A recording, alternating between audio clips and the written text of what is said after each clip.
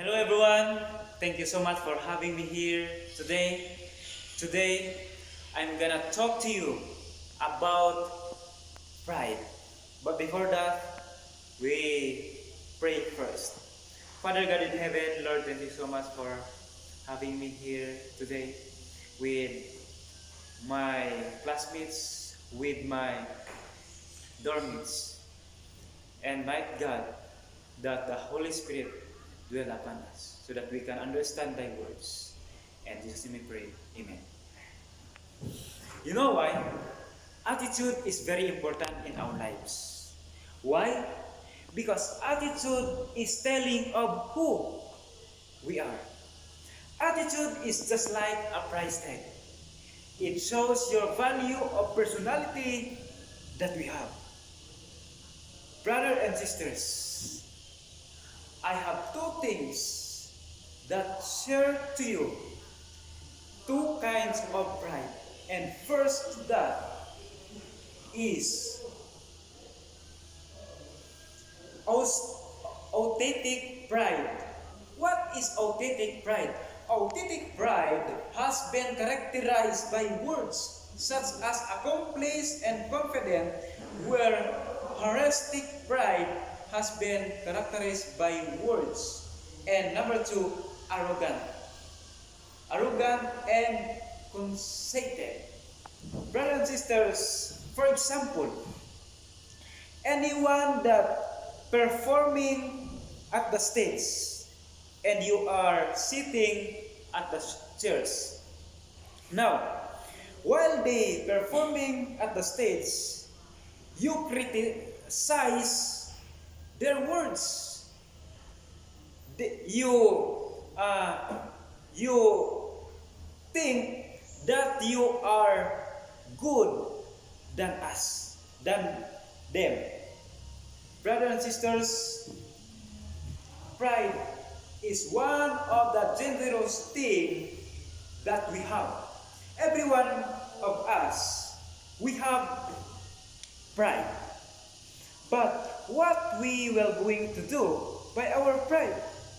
What is the best solution that we need to do to avoid all the pride, all characteristics that we have? My dear friends, there are solutions. First, turning the spotlight onto God rather than yourself. Instead, we criticize for the other person, we glorify and we back the spotlight onto God rather than ourselves. Because why? One of the things, if we let ourselves to glorify ourselves, people that glorify ourselves, that is one of the dangerous things that dwell in our self, sisters and brothers. Now, number two, repeating of sin, of pride in your life. We have a sin, and every one of us, we have a sin. But the sin that God cannot forgive, it is sin against from the Holy Spirit. And last one,